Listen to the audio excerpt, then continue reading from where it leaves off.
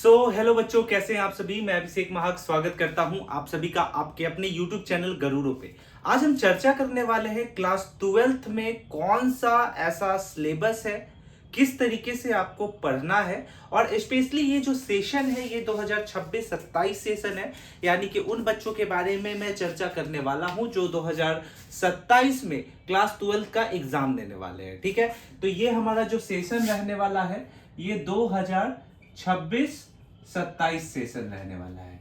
हम आज के इस वीडियो में क्लास 12th के बारे में चर्चा कर लेते हैं, 12th के बारे में चर्चा कर लेते हैं और सबसे मुख्य सवाल कि कैसे पढ़ें, क्या पढ़ें, किस तरीके से पढ़ें कि पूरा का पूरा सेशन जो है वो अच्छे से निकल जाए, अच्छा स्कोर हो और 12th में जो है ना वो काफी बेहतर रिजल्ट निकल करके आए। ये सारा मुद्दा जो है हम आज के इस वीडियो में चर्चा करने वाले हैं। देखिए, 12th बहुत ज्यादा इंपॉर्टेंट हो जाता है। इंपॉर्टेंट होने के पीछे जो सबसे मेन रीजन है वो रीजन ये है कि 12th का जो सिलेबस है वो अपने आप में काफी जो है वो इंपॉर्टेंट रोल प्ले करता है। आगे चल करके अगर आप सरकारी नौकरी की तैयारी कर रहे हैं भैया, तो 12th को काफी अच्छे से समझने की आपको आवश्यकता है। तो गरुड़ों पे स्पेशली क्लास 12th में जितने भी आर्ट्स से जुड़े हुए सब्जेक्ट हैं, जैसे हिस्ट्री हो गया, ज्योग्राफी हो गया, पॉलिटी हो गया, इकोनॉमिक्स हो गया, वो सभी जो है ना यहाँ पे मिल जाएंगे। तो आज की इस वीडियो में हम क्या चर्चा करने वाले हैं, आपके सामने जो है ना मैं एनसीईआरटी ऐप खोल रखा हूं। ठीक है, और इस एनसीईआरटी ऐप में क्या क्या इंपॉर्टेंस है, कैसे है, क्या पढ़ना है, वो सभी के सभी हम यहाँ पे चर्चा करने वाले हैं। सबसे पहले यहाँ पे देख लीजिए कि अगर हम ह्यूमैनिटीज की बात करें, चलो एकदम ठेठ वर्ड में समझ लेते हैं, आर्ट्स की बात करें तो आर्ट्स में जो सबसे ज्यादा सताने वाला सब्जेक्ट होता है वो होता है हिस्ट्री। क्या होता है? हिस्ट्री। फिर आता है जियोग्राफी, फिर आता है आपका पॉलिटी, फिर आता है इकोनॉमिक्स। क्लास 11th में तो आपने पढ़ा ही होगा, इकोनॉमिक्स के दो फेज होते हैं, माइक्रो और मैक्रो। इन सभी चीजों के बाद और क्या क्या आ जाता है इसमें, एक आपका आता है सोशियो। ठीक है, सोशियोलॉजी एक आपका आ जाता है। सोशियोलॉजी के बाद अगर आप इसमें और जो सबसे ज्यादा पॉपुलर सब्जेक्ट्स क्या हो गए, तो ये तो आपके मेन हो गए, हिस्ट्री, ज्योग्राफी, पॉलिटी और इकोनॉमिक्स, ये चार हो गए। इसके अलावा सोशियोलॉजी बहुत सारे बच्चे 12th में लेते हैं अगर वो डिस्टेंस से कर रहे हैं तो ये आपके मेन हो गए जो टॉपिक आपको सबसे ज्यादा डिस्टर्ब करता है। तो अब हम इस पूरे टॉपिक को अच्छे से समझेंगे, क्या क्या पढ़ना है, किस तरीके से पढ़ना है, वो समझने का जो है वो प्रयास करेंगे।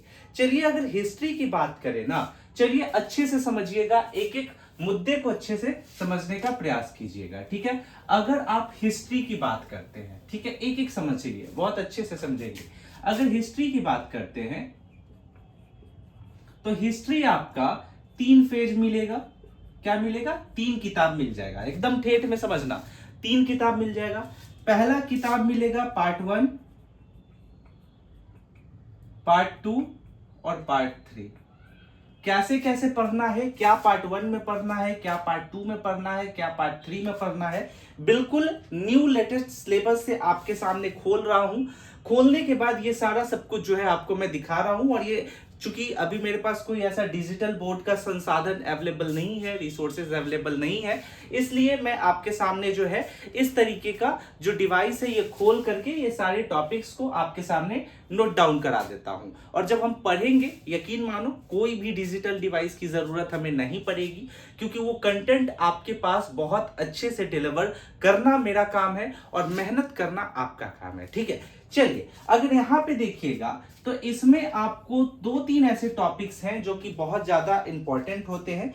एक आपका ब्रिक्स, बीट्स एंड बोन, यानी सिंपल समझो द हड़प्पा सिविलाइजेशन। पार्ट 1 में आपका क्या पढ़ेगा? हड़प्पा सिविलाइजेशन के बाद हड़प्पा सिविलाइजेशन, ठीक है, हड़प्पन सिविलाइजेशन। उसके बाद फिर यहां से स्टार्ट होगा, यानी सिंधु घाटी सभ्यता से स्टार्ट होगा। सिंधु घाटी सभ्यता के बाद किस तरीके से हमारी जो हिस्ट्री है वो आगे की तरफ बढ़ती है, बढ़ते बढ़ते हम लोग मिडाइवल फेज में पहुंचेंगे, यानी कि पार्ट 2 जो है ये आपका मिड फेज हो गया, मिड फेज हो गया। ठीक है, यहाँ पे मुगल वगैरह के बारे में चर्चा होता है। और पार्ट 3 जो है ये आपका 1947 और प्लस इसके आगे तक देखने को मिलेगा, यानी कि देश आजाद। अब यही आपका 12th में होता है। देखो, एक चीज अच्छे से रखो और समझने का प्रयास करो, मैं आपको बताते चलता हूं, धीरे धीरे इसको नोट डाउन कर लीजिएगा। सबसे पहले, चाहे आप हड़प्पा सिविलाइजेशन की बात कर लो, या मिडिल फेज की बात कर लो, या फिर मॉडर्न फेज की बात कर लो, हिस्ट्री को तो हम यही करते हैं ना, एंशिएंट, मिडाइवल और मॉडर्न। तो आपका जो थर्ड पार्ट है इस पे काफी अच्छे से हम लोग ध्यान देंगे। रीजन क्या है कि थर्ड पार्ट से जो है ना, आगे चल करके आपको कभी भी गवर्नमेंट एग्जाम की जरूरत है, कभी भी आप अपने एग्जाम की तैयारी करोगे तो मॉडल फेज से आपके जो क्वेश्चन है वो काफी ज्यादा पूछे जाते हैं। किस तरीके से क्वेश्चन पूछे जाएंगे, तो आपका 1857 से पूछ लिया जाता है, आपका 1947 का जो हमारा फ्रीडम फाइटर रहे हैं उनसे सवाल पूछे जाते हैं, सोसाइटी रिवॉल्यूशन से सवाल पूछे जाते हैं। और आपको लैंग्वेज का टेंशन नहीं करना है, हिंदी इंग्लिश दोनों में जो है हम समझते हुए आगे बढ़ते चले जाएंगे। तो ये एक एग्जांपल दे दिया हमने हिस्ट्री का।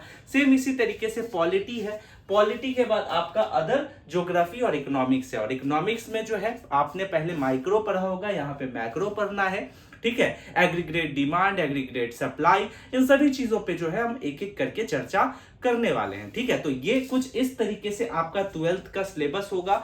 आर्ट्स अगर आपने लिया है तो अपने अंदर बिल्कुल भी कॉन्फिडेंस मत खोना। लोग कहेंगे कि आर्ट्स ले लिया कि पढ़ने में अच्छा नहीं होगा, बेकार स्टूडेंट होगा, नहीं मन लगता होगा। कहना कि भैया आपको जो कहना है कहने दीजिए, हमको मेरा डिसीजन लेने का अधिकार है।